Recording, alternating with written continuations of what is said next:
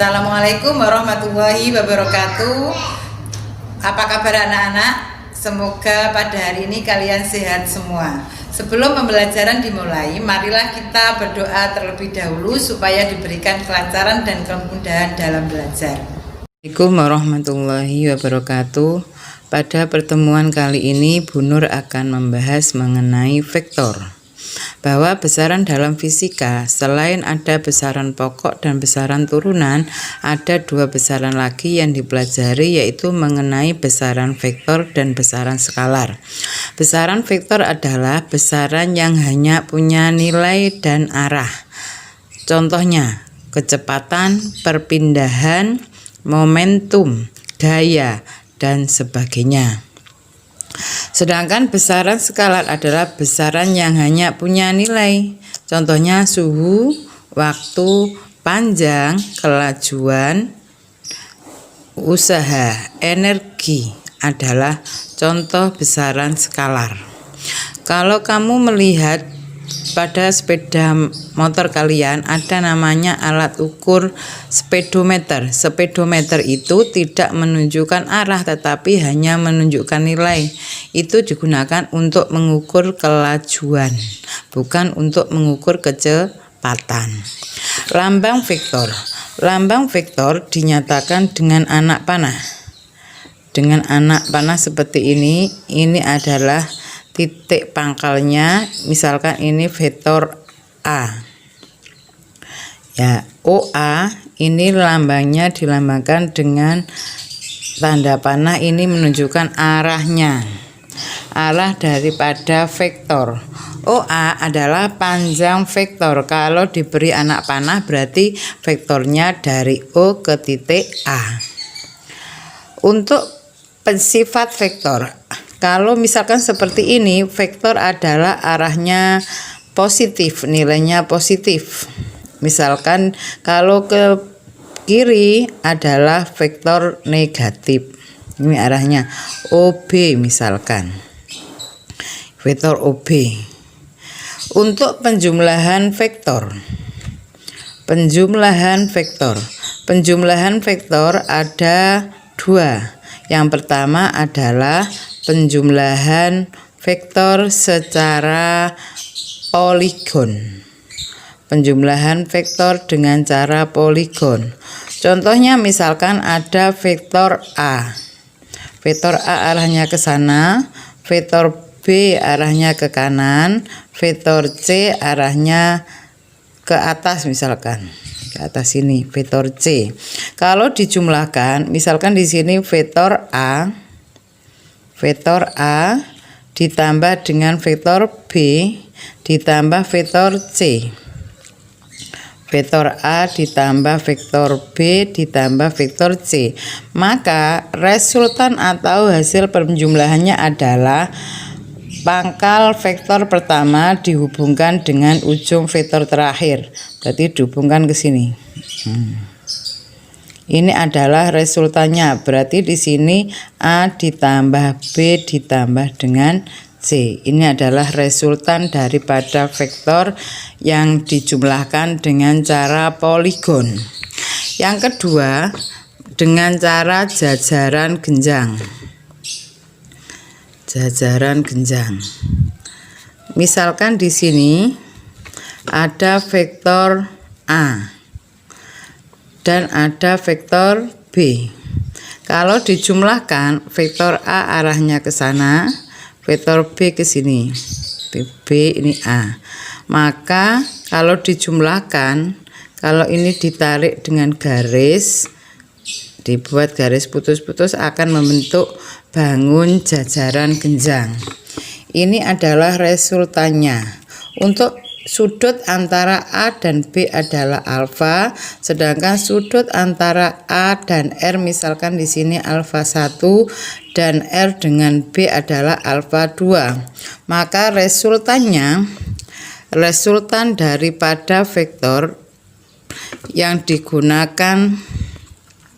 menggunakan penjumlahan dengan jajaran genjang, R dinyatakan dengan akar daripada A kuadrat ditambah B B kuadrat plus 2A kali B cos alfa.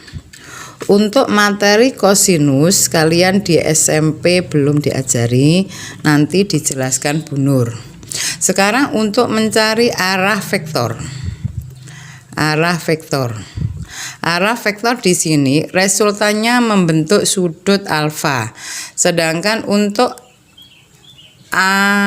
vektor A dengan R adalah alfa 1, vektor B dengan R adalah alfa 2. Untuk mencari arahnya berarti arah vektor R dapat dicari dengan R resultan daripada vektor dibagi dengan sudut pada vektor ini adalah alfa. Berarti ini sin alfa sama dengan B vektor B per sin alfa 1 sama dengan atau dibandingkan di sini vektor A per sin alfa 2. Ini adalah arahnya.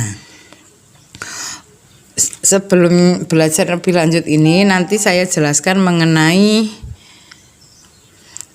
trigonometri. Trigonometri yaitu belajar mengenai sudut-sudut, yang mana trigonometri dipelajari pada matematika semester 2.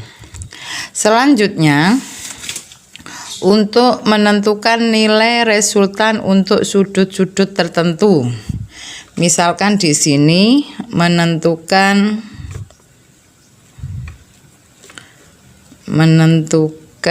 nilai resultan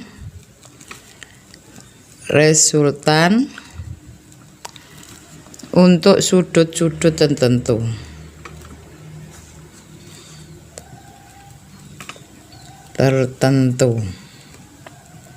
Ya, misalkan di sini ada vektor gaya.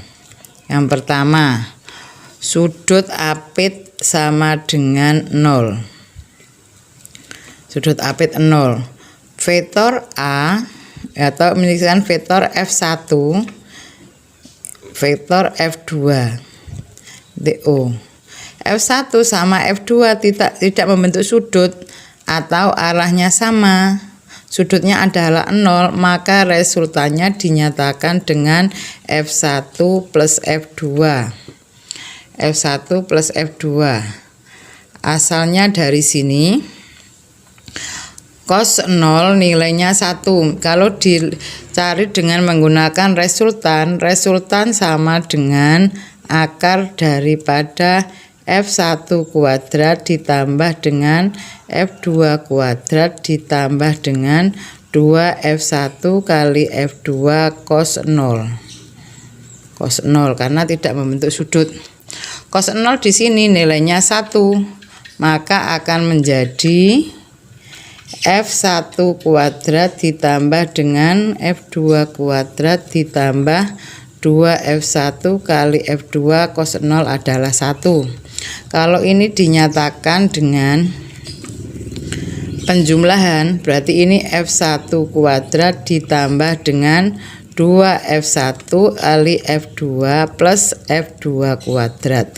Ini penjumlahan ini sendiri sama dengan akar daripada F1 ditambah dengan F2 kuadrat. Ada kuadrat, kalau diakarkan akan menjadi F1 ditambah dengan F2. Ini adalah untuk resultan daripada dua vektor di mana sudut apitnya adalah 0. Dapat dicari di sini. Untuk nilai cos 0, Bu Nur akan jelaskan setelah ini.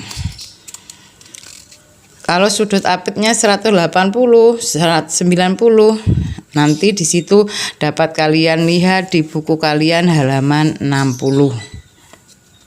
Untuk resultannya berupa pengurangan vektor, kalau ini penjumlahan. Kalau pengurangan berarti tandanya ini adalah diganti dengan negatif. Jadi negatif, kalau negatif ini berarti pengurangan daripada vektor. Untuk materi menentukan nilai resultan untuk sudut-sudut tertentu, kalian pelajari di bukumu halaman 60. Sekarang Bu Nur lanjutkan mengenai trigonometri. Trigonometri. Trigonometri, misalkan saya gambarkan, ini ada koordinat X dan Y. Koordinat X dan Y. Di sini ada garis miring. Misalkan ini O. Panjang membentuk segitiga, ini adalah A, ini adalah R, kalau ini adalah B. Untuk mencari sin alfa, alfa adalah sudut pada segitiga ini. Sin alfa sama dengan, yaitu depannya sudut dibagi R, yaitu depan sudut dibagi miring, yaitu sisi B dibagi dengan R kecil. Sisi miringnya adalah R. Atau B ini adalah searah sumbu Y, maka dinyatakan dengan Y per R. Atau ini adalah panjang sisinya A. Sedangkan cos alfa sama dengan samping sudut dibagi R. Atau sini O A, ini B. Berarti di sini sin alfa sama dengan OAB dibagi dengan OB.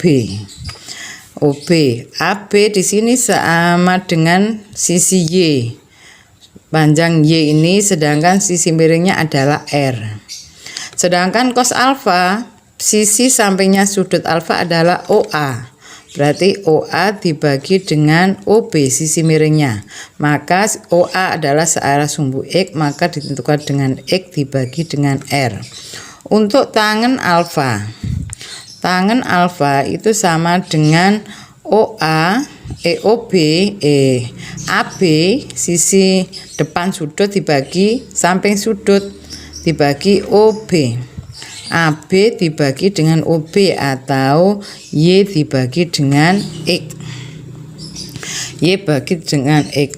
Untuk nilai sudut istimewa. Nilai sudut istimewa. Ya, kalau kalian kenal mengenai sudut 0 itu nilainya berapa sinnya.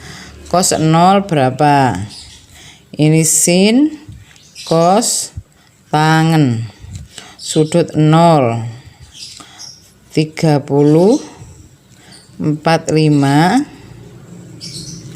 60, 90. Ini yang harus kalian ingat, bahwa sin 0 nilainya 0, sin 30 adalah setengah, sin 45 setengah akar 2, sin 60 setengah akar 3, sin 91.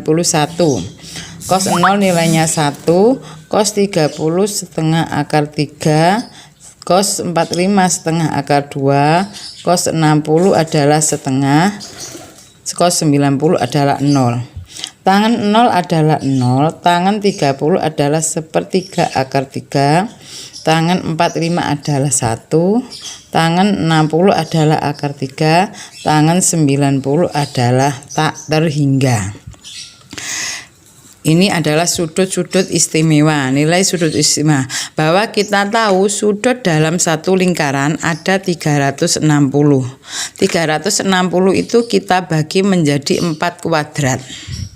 Kalau saya gambarkan, sudut ini sumbu X atau sudutnya di sini adalah 0, sampai di sini adalah 90, sampai di sini adalah 180. Di sini 270, sampai di sini lagi muternya adalah 360, muternya berlawanan jarum jam. Untuk sudut antara 0 sampai 90 ini adalah sudut istimewa yang sudah ditentukan pada tabel tadi. Ini sin nilainya positif, cos positif, tangen juga positif. Pada ini adalah kuadrat 1. Kuadrat 1, sedangkan kuadrat 2 nilai sin adalah positif, cos negatif, tangen juga negatif. Contoh menentukan daripada kuadrat 2, sudut di kuadrat 2 yaitu sudut antara 90 sampai 180. Caranya adalah 180 dikurangi alfa. Contoh, Berapa cos 120? Cos 120 contohnya di bawah ya, untuk KW2. Berapa nilai cos 120? Berarti sama dengan cos 180 dikurangi alfanya dikurangi alfanya 60. Berarti cos 180 nilainya sama dengan cos 60, nilainya adalah setengah. Karena di kuadrat 2 cos adalah negatif, maka nilainya cos 120 adalah min setengah. Paham ya? Kalau misalkan sin 120 sama dengan sin 60, nilainya adalah setengah akar 3. Karena sin di kuadrat 2 adalah positif, maka ini positif. Sedangkan di KW3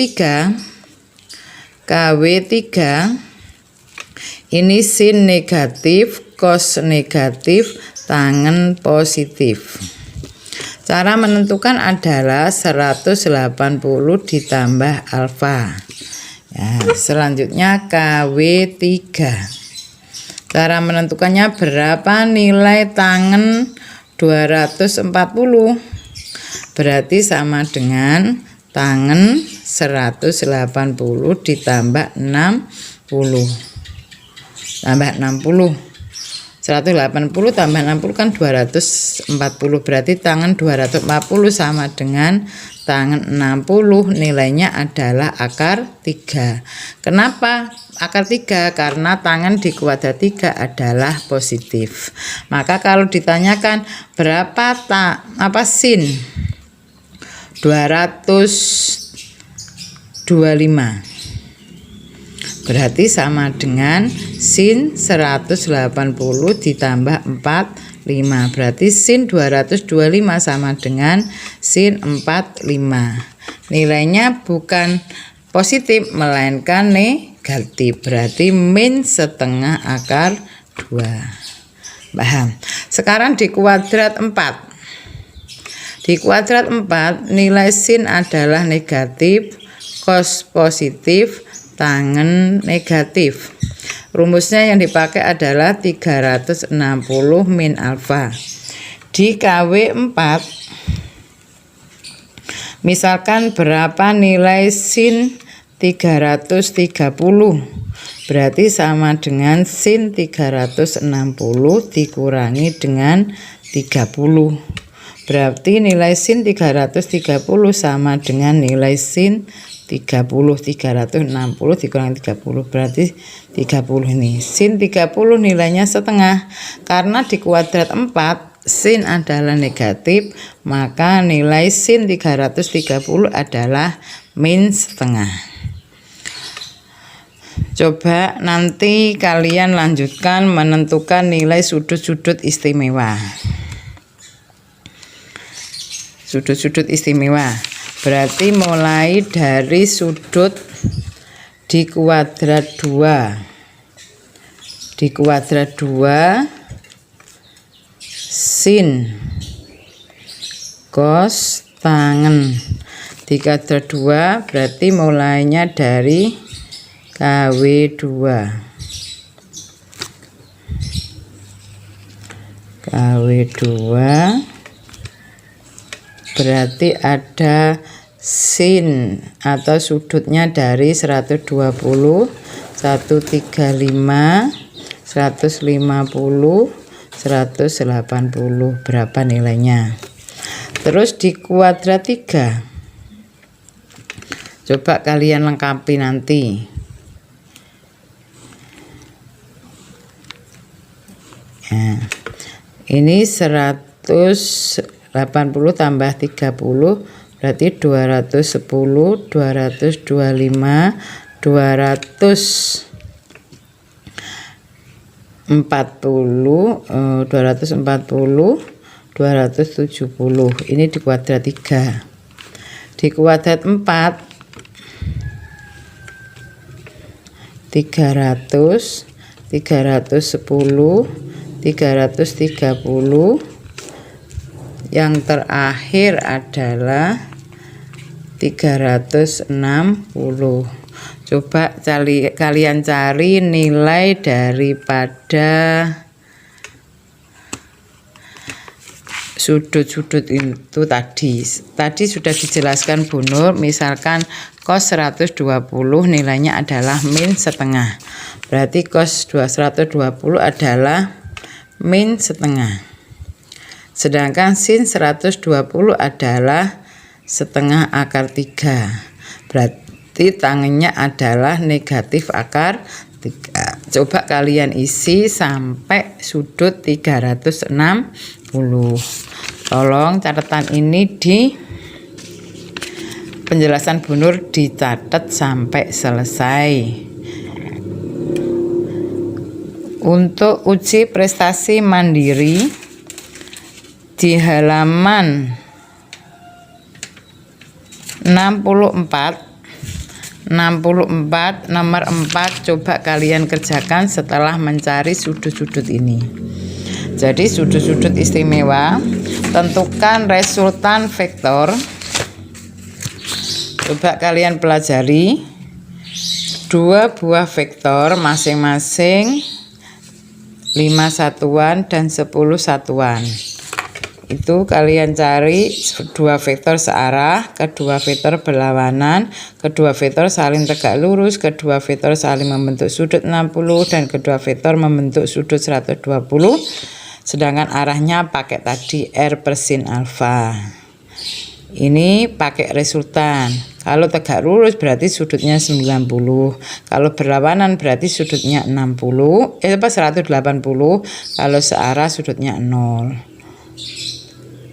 Terima kasih, tolong dipelajari. Semoga apa yang disampaikan Bu Nur bermanfaat dan kalian bisa memahami. Assalamualaikum warahmatullahi wabarakatuh.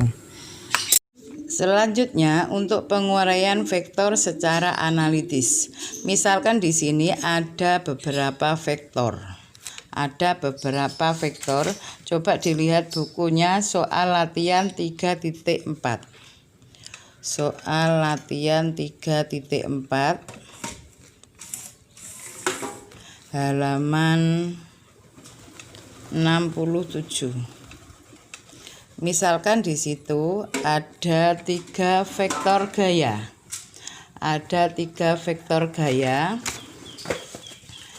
Yang satu 8 Newton, sudutnya 60 derajat.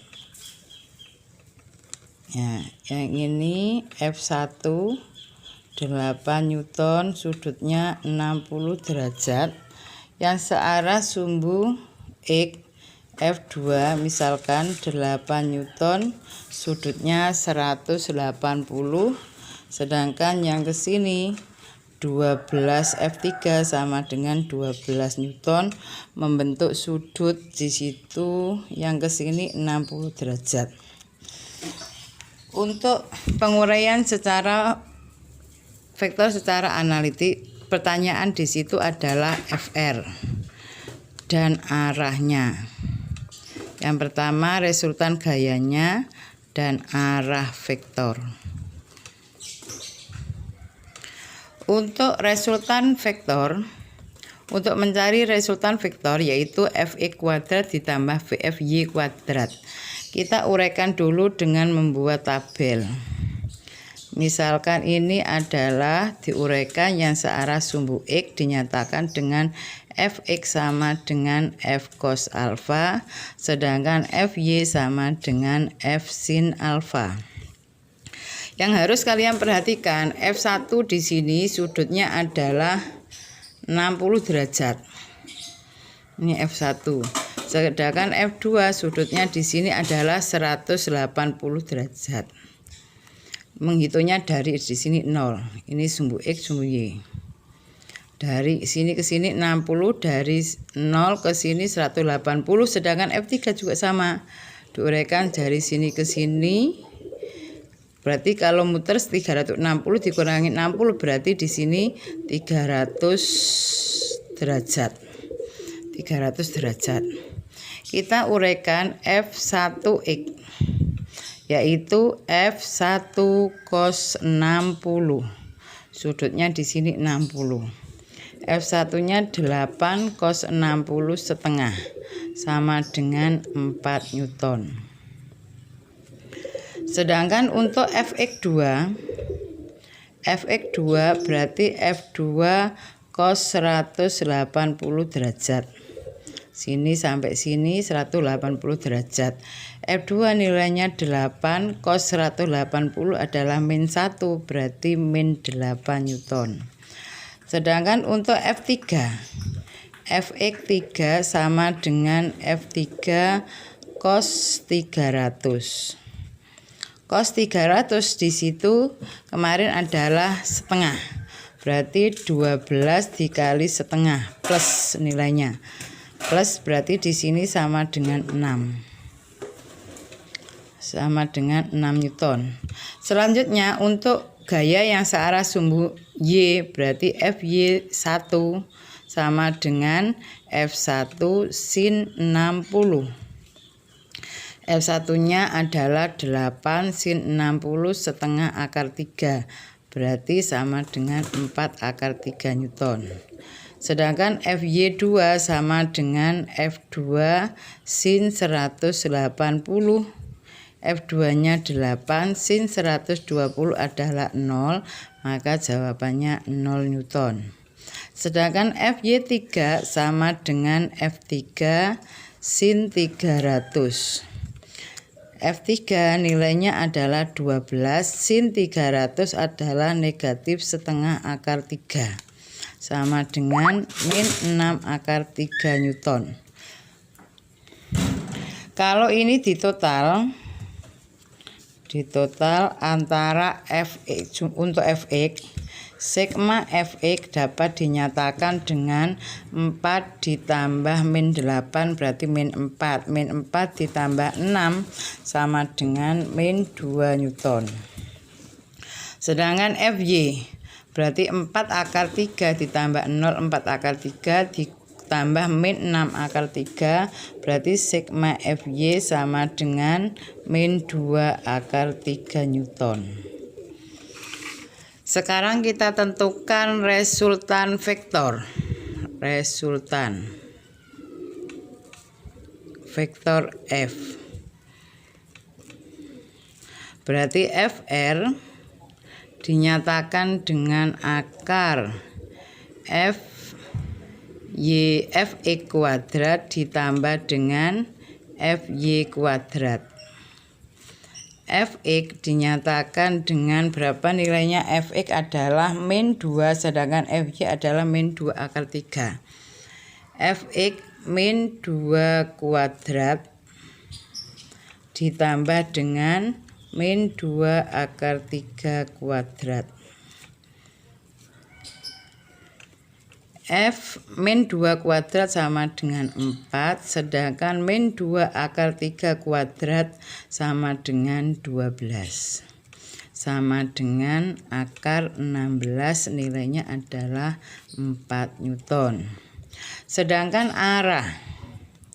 arah resultan vektor dapat dinyatakan dengan tangen theta sama dengan Fy di sigma Fy dibagi dengan sigma Fx. Sigma Fy nilainya adalah min 2 akar 3, sedangkan Fx adalah min 2. Sama dengan akar 3. Tangen berapa nilainya akar 3? Tangen yang nilainya akar 3 adalah 60 derajat. Jadi resultan vektornya adalah 4 Newton, sedangkan arah vektornya adalah membentuk sudut 60 derajat. Itu adalah penjelasan mengenai penguraian vektor secara analitik. Sekian untuk pembelajaran hari ini. Semoga apa yang dijelaskan Bunda bermanfaat pada kalian semua. Assalamualaikum warahmatullahi wabarakatuh.